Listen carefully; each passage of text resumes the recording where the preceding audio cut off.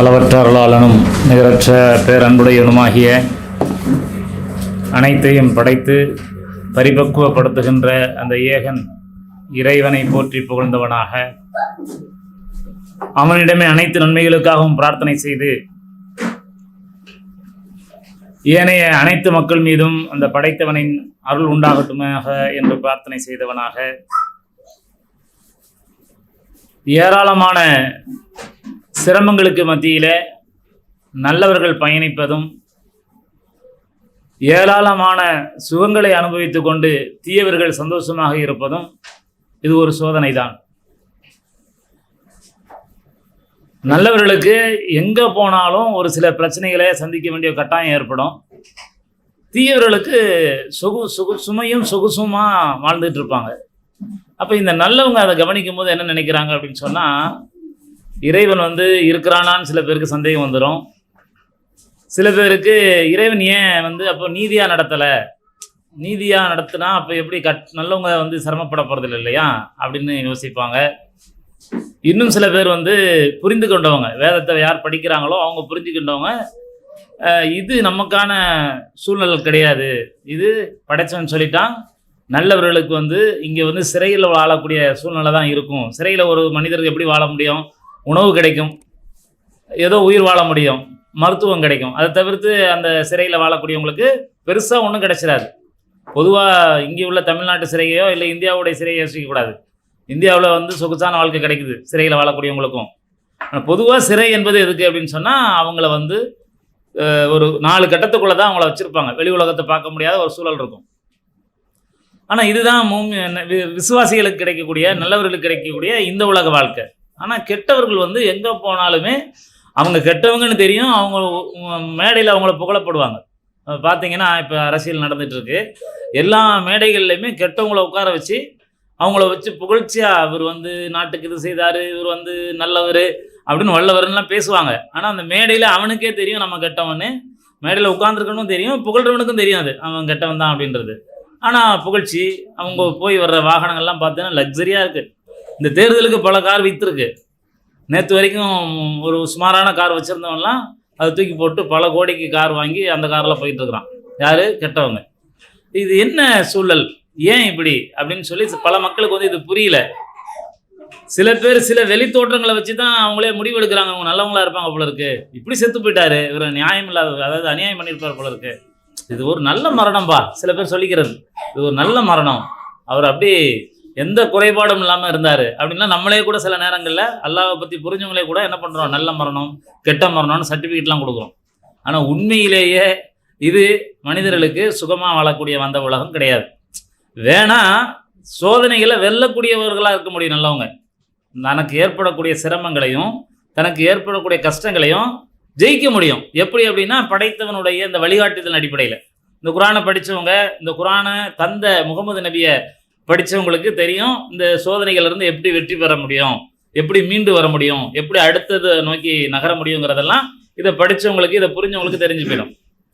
ஆனால் இந்த செய்தியும் இல்லாமல் உலகத்தினுடைய இந்த சிரமங்களை பார்க்கக்கூடிய அந்த மக்கள் என்ன பண்ணுவாங்க அப்படின்னு சொன்னால், பல பேர் செத்து போயிடுறாங்க. ஐயோ நம்மளால் இதுக்கு மேலே வாழ முடியாது போல இருக்குது, முதல்ல குழந்தையை கொள்ளு, அப்புறம் நான் செத்து போயிடுறேன் அப்படின்னு செத்து போயிடுறாங்க. சில பேர் 2 வருஷத்துக்கு முன்னாடி கணவர் செத்து போயிடுறாரு, அப்புறம் இந்தம்மா தனியாக அதை கவனிக்க முடியாமல் 2வது இவங்களும் செத்து போயிடுறாங்க. இதுக்கு தான் நினச்சிக்கிறாங்க அந்த உலகத்தை. அதனால் அவங்க அந்த மாதிரி ஒரு வாழ்க்கையை முடிவு செஞ்சுக்கிறாங்க. ஆனால் உண்மையிலேயே படைத்தவன் என்ன சொல்கிறான் அப்படின்னு சொன்னால், இந்த உலகம் மிக விசாலமானது.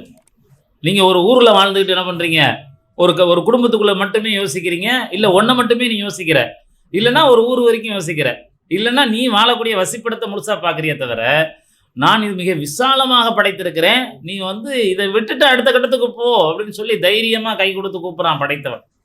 கையை கொடுத்து வா மேலே வா அப்படின்னு சொல்லி கூப்பிட்றான். இந்த நாலேஜ் இல்லாமல் என்ன பண்ணுறாங்க, அவ்வளோதான் சொல்லி போன தடவை கூட பேசினேன். அவங்க வீட்டு பீரோவில் பக்கத்து வீட்டில் கொடுத்துருக்குறாரு, அவர் எங்கே போகிறாருன்னு அவங்களுக்கு தெரியல.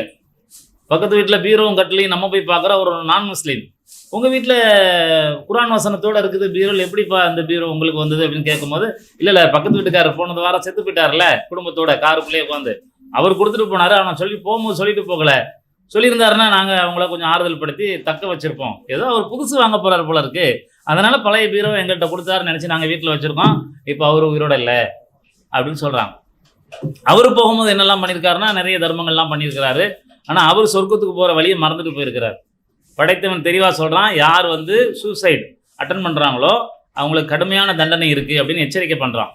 அவர்களுக்கு இறுதி சடங்குல கூட நீங்கள் கவனமாக இருங்க, அவங்களுக்கு போய் இறுதி சடங்கு கூட செய்யாதீங்க, அதாவது அவங்களுக்கு தொழுகை நடத்திடாதீங்க அப்படிங்கிற அளவுக்கு இஸ்லாம் உங்களுக்கு சொல்லுது. ஏன் இவ்வளோ தூரம் சொல்லுது அப்படின்னு சொன்னால், எத்தனையோ பேருக்கு அருளப்படாத அருள் வளங்கள் அவருக்கு கொடுக்கப்பட்டிருக்கு.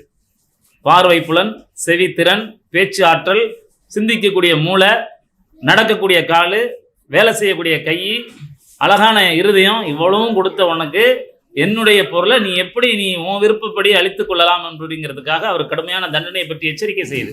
அப்படி ஒருவேளை ஒருத்தன் தன்னைத்தானே முடிச்சுக்கிட்டான் அப்படின்னு சொன்னால், தனக்குத்தானே தீங்கி இழைத்தான்னு சொன்னால் அவனுக்கு கடுமையான தண்டனை இருக்குது அப்படின்னு இஸ்லாம் எச்சரிக்கை பண்ணுது. அதை தாண்டி தான் சில பேர் இதை புரியாமல் என்ன பண்ணுறாங்க, சூசைட் அட்டன் பண்ணுறாங்க, இங்கேயும் மாட்டிக்கிறாங்க, அங்கேயுமே மாட்டிக்கிறாங்க. சாவு வந்து தீர்வு கிடையாது. ஆனால் சாவு வந்து நிச்சயமானது, எல்லாருக்கும் வரும், நல்லவங்க கெட்டவங்க எல்லாருக்கும் சாவு வரும். ஆனால் செத்துற முறையை வச்சு சில பேர் என்ன பண்ணுறாங்க, பகிரங்கமாக அவர் கெட்டவர் நல்லவர் முடிவு செய்கிறாங்க. அப்படியும் கிடையாது. சில பேர் வந்து இந்த கழிவறைக்கு போகும்போது இறந்ததை வெளியில் சொல்கிறாங்க. அப்படி சொல்லக்கூடாது. மசூதிக்கு போனார், மசூதியில் கழிவறையில் மூத்தா போனார்னு அறிமுகப்படுத்தும், அதை இறந்துட்டாருன்னு அறிமுகப்படுத்துறாங்க. அப்படி சொல்லக்கூடாது. மசூதிக்கு போனார் இறந்துட்டாருன்னு சொல்லுங்கள். அவர் கழிவறைக்குள்ளே தான் இறந்து போனாருங்கிறத யாருக்காவது சொல்கிறதுல ஏதாவது நன்மைகள் இருக்கா? கிடையாது.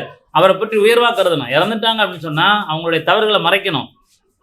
அதுக்காக தான் அந்த இறுதிச் சடங்குல அவங்கள சுத்தம் செய்யும் பொழுது அவருடைய குறைகளை வெளியில் சொல்லாத ஆளாக செலக்ட் பண்ணி அங்கே அவரை சுத்தம் செய்ய வைங்க. அவர் வெளியில் போய் சொன்னார்னா அவருக்கு தண்டனை இருக்குது. அவர் ஒருவேளை வெளியில் சொன்னார்னா அவர் செஞ்ச நன்மைகள்லாம் அழிஞ்சு போயிடும். இப்படிலாம் இஸ்லாம் சொல்லுது. அப்போ ஒருத்தர் இறந்துட்டா கூட அவர் மேலே நல்ல அபிப்பிராயமும் நல்லெண்ணமும் அவரை பற்றி நல்லதையும் பேசுன்னு சொல்லும் பொழுது, உயிரோடு இருக்கும்போது எப்படி இஸ்லாம் வந்து பிறரை குறை சொல்லவோ பிறரை பற்றி கடுமையாக நடந்து கொள்ளவோ சொல்லாது. ஆனால் உலகம் பூரா இஸ்லாத்தை தப்பாக அறிமுகப்படுத்தலாம். ஏன் அப்படின்னு சொன்னால், கெட்டவங்க அப்போ தான் ஆள முடியும். பாருங்களேன், இந்த நான் உலக தூதுவன், உலகத்துக்கு அமைதிக்காக அனுப்பப்பட்டவன்ற மாதிரி தன்னை அறிமுகப்படுத்திக்கிற ஒரு அயோக்கியன் தான் உலகம் பூரா போய் சண்டை போடுறான், குழந்தைங்க மேலே குண்டா போடுறான். ஆனால் சிந்திக்கவே மாட்டேங்கிறாங்க ஜனங்க. அவனை இன்னும் இவங்களும் அமைதிக்கான தூதர் தான் நினச்சிட்டு இருக்கிறான் உலக மக்களில் பெரும்பகுதி. ஆனால் நீதிக்காக போராடக்கூடியவனை அவன் தீவிரவாதி. இப்போ காஷ்மீர் மக்கள் வந்து இவங்க இந்த மத சண்டையெல்லாம் போடலை. அவங்க எங்கள் மண்ணின் உரிமை எங்களுக்கு வேணும், எங்கள் மண்ணில் ஒரு பக்கம் பாகிஸ்தான்கார அநியாயம் செய்தான், ஒரு பக்கம் நீங்கள் அநியாயம் செய்கிறீங்க, நாங்கள் வந்து சுதந்திரமாக இருந்து நாங்கள் 2 பேருக்கு மத்தியில் மாட்டிட்டு நாங்கள் கஷ்டப்படுறோங்கிறது அவங்களுடைய செய்தி. சரி, இந்தியாவோட நாங்கள் இணைஞ்சிக்கிறோன்றது அவங்க பெரும்பகுதி பிரியப்படுறாங்க. ஆனால் இந்தியாவோட இணைஞ்சிக்கிறதுக்கு எங்களுக்கான அதுக்கான சரியான ஃப்ரீடம் கொடுங்க அப்படின்னு கேட்கும் பொழுது அதுக்கான சரியான ஒப்பந்தங்களே இல்லாமல் அவங்க மேலே அத்துமீறி நுழையும் பொழுது தான் இது எங்கள் மண், நாங்கள் பார்த்துக்கிறோங்கிற ஒரு நிலைக்கு சில தள்ளப்படுறாங்க. இந்த புரிதல் இந்தியாவில் வாழக்கூடிய மக்களுக்கே தெரியாது. இது ஒரு தனி நாடு. உண்மையிலே காஷ்மீர் ஒரு தனி நாடு. அந்த நாடு என்ன பண்ணுறாங்கன்னா, தனக்கு ஆபத்து ஏற்படும் பொழுது இந்தியாவோட இணைஞ்சிக்க பிரியப்படுறாங்க. பாகிஸ்தானுடைய அநியாய காரணமாக அவங்க இந்தியாவோட சேர்ந்துக்க பிரியப்படுறாங்க. இந்த பிரியத்துக்கு சில சட்ட ஒப்பந்தங்கள் போடப்படுது. அதை மீறும் பொழுது இங்கேயும் போராடுறான், அவன் அங்கேயும் போராடுறான். ஆனால் அவனை தீவிரவாதின்னு சொல்கிறான். ஏதோ ஒரு நாட்டுக்குள்ளே பூந்து அத்துமீறி அவங்க நாட்டு தலைவர்களை தூக்கிட்டு வந்து அவனை சிறைச்சாலையில் போட்டு அவனை கொடுமைப்படுத்துறவன தீவிரவாதின்னு சொல்கிறான். இங்கே இந்தியாவில் நடந்த எத்தனையோ நல்லவர்களை இன்றைக்கி தீவிரவாத பட்டம் தான் கொடுக்கப்பட்டிருக்கு. இந்தியாவுக்காக இந்த மண்ணுக்காக போராடியவங்க தான் மலபார் மாப்பிள்ளைமார்னு சொல்லக்கூடிய அந்த தோழர்கள்லாம். அவங்கள அநியாயமாக சிறைப்பிடித்து காற்றே புகாத ஒரு கோட்ஸில் அடைச்சி அவங்க கோயம்புத்தூர் வரத்துக்குள்ளே செத்து போயிடுறாங்க. கோயம்புத்தூரில் ஒரு ரயில்வே ஸ்டேஷனில் அவங்கெல்லாம் இறக்குறான், எல்லாம் பிணமாக விழுறாங்க. அங்கேயே அடக்கம் பண்ணப்பட்ட ஆதாரம் அத்தாட்சிகள் எல்லாம் இன்னும் இருக்குது. இன்னும் அவங்களுடைய அடக்கஸ்தலங்கள் இருக்குது. இந்த வரலாறு முஸ்லீம்களுக்கே தெரியாது, முஸ்லீம்களில் பெருவாரியான மக்களுக்கு தெரியாது. இந்த மாதிரி வரலாற்று செய்திகளையும், மனிதன் ஏன் படைக்கப்பட்டான், மனிதன் ஏன் மரணம் ஏற்படுது, மனிதனுக்கு திரும்பவும் விசாரணை இருக்குது, விசாரணைக்கு முன்னாடி சில தண்டனைகள் இருக்குது, இங்கிற இந்த மாதிரியான எச்சரிக்கைகளையும் இந்த மாதிரி செய்திகளையும் ஒவ்வொரு பள்ளிவாசல்கள்லையும் ஒவ்வொரு பகுதி மக்களையும் அழைத்து இந்த செய்திகளை சொல்லணும். அந்த மக்கள் அந்த கல்வியை கற்றுக்கொண்டு போய் தன்னோட படிக்கக்கூடிய பிள்ளைகளுக்கு பிற மக்களுக்கு சொன்னாதான் அவங்க நல்ல தலைவர்களை தேர்வு செய்வாங்க. இந்த எந்த நாலேஜுமே முஸ்லீம் பிள்ளைங்களுக்கு இல்லாத போது, ஆனால் பேர் மட்டும் இருக்குது. அவங்களாம் பிறந்த உடனே மதரசாவுக்கு அனுப்பிச்சிருவாங்க, காலையிலேயே குரானை தூக்கிட்டு போவாங்க அந்த பிள்ளைங்க. அவங்கள மாதிரி நம்மளாம் பாடம் நடத்துறதுன்னு சொல்லப்படுது. ஆனால் உண்மையிலேயே அங்கே என்ன நடக்குதுன்னா, ஒரு மொழியை கற்றுக் கொடுக்கப்படுது. அரபிங்கிற ஒரு மொழியை வாசிக்க கற்றுக் கொடுக்குறாங்க. சும்மா சொற்பமான தொழுகைக்கான சில சடங்குகளை கற்றுக் கொடுக்குறாங்க. ஆனால் உண்மையிலேயே இஸ்லாம் சொல்லக்கூடிய முழுமையான கல்வி அவங்களுக்கு கொடுக்கப்படலை. அதன் விளைவாகத்தான் என்ன நடக்குதுன்னா, இன்னைக்கு ரோட்டில் சுற்றக்கூடிய சில அயோக்கிய தலைவர்களுக்கு இவங்க கொடி பிடிக்கிறாங்க, ரோட்டில் ஆடிக்கிட்டு போகிறாங்க. தென்காசி மாதிரி பகுதிகளில் பெண்கள் ரோட்டில் இறங்கி டான்ஸு, டப்பாங்குத்து டான்ஸ் நடக்குது. முஸ்லீம் பிள்ளைகள் யாருக்கு? ஏதோ ஒரு நடிகருக்காக நாங்கள் ஆதரவு தேடுறோம். ஏங்க நீங்கள் இவ்வளோ நாளாக இவங்களுக்கும் அவங்களுக்கும் ஆதரவு கொடுத்தீங்கல்ல, ஏன் இவருக்கு ஒரு வாய்ப்பு கொடுக்கக்கூடாது? சில பேர் ஏன் இவருக்கு ஒரு வாய்ப்பு கொடுக்கக்கூடாது? ஏன்னா இவ்வளோ நாளாக 2 பேருக்கு நீங்கள் அழிஞ்சிட்டீங்க, குடும்பம் மொத்தமாக அழிஞ்சு போயிருங்கன்னு இவர்கிட்ட கொடுங்க. 2 பேருக்கும் வாய்ப்பு கொடுத்தீங்கல்ல அப்படின்றாங்க. ஆனால் அவங்க 2 பேருக்கும் வாய்ப்பு கொடுத்தது சொற்பமான நன்மைகளாவது கிடைச்சிது. ஆனால் இது மாதிரி கூத்தாடிகளுக்கு நீங்கள் நன்மை கொடுத்தீங்க அப்படின்னு சொன்னால் ஒட்டு மொத்தமாக அழிஞ்சு போயிருவீங்க. ஏன் அப்படின்னு சொன்னால் உண்மையிலேயே இது அவர் நிற்கலை, இந்த மக்களுக்கு அப்படி தெரியுது. அவர் மேலே உள்ள அன்பின் காரணம். அதை சின்ன வயசில் லவ் பண்ணுவாங்க, இந்த 9th 10th லவ் பண்ணுவாங்க. அவங்களுக்கு அந்த லவ்னா என்னன்னே தெரியாது, ஒரு ஈர்ப்பு. அந்த ஈர்ப்பில் விழுந்ததில் 90% பேர் வாழ்க்கையில் சந்தோஷமாக வாழ முடியாது. ஒரு சில பேர் நல்ல ஒரு 23 22 வயசில் லவ் பண்ணுவாங்க, அவங்கள ஒரு 50% சக்ஸஸ் ஆகிடுவாங்க. ஆனால் உண்மையிலேயே திருமணத்துக்கு பின்னாடி யார் லவ் பண்ணுறாங்களோ அவங்க தான் வாழ்க்கையில் முழுமையாக வாழ முடியும். இந்த மாதிரி தடுமாற்றமான வயசில் 9 வயசில் 10 வயசில் ஒரு ஈர்ப்பு ஏற்பட்டது, அதை லவ்னு நினச்சிட்டு போய் விழுறாங்கல்ல, அவங்க தான் இன்றைக்கி இந்த கூத்தாடியை ஆதரிக்கக்கூடிய நம்ம பிள்ளைங்களும் சில மக்களும். நீங்கள் இவருக்கு ஒரு வாய்ப்பு கொடுங்க. இவரு வாய்ப்பு கொடுத்த உங்கள் வீட்டில் நீ நெருப்பு வைக்கிறேன்னு அர்த்தம். வாய்ப்பு கொடுத்த உன் தேசத்துக்கு, உன் ஊருக்கு நீ நெருப்பு வச்சுட்டேன்னு அர்த்தம். நெருப்பு வச்சுட்டு இவனால் வேடிக்கை பார்க்க முடியுமா? அதே நிலைமை தான் இவங்களுக்கு வாய்ப்பு கொடுத்தா நீ நடக்க போகிற சம்பவங்கள்.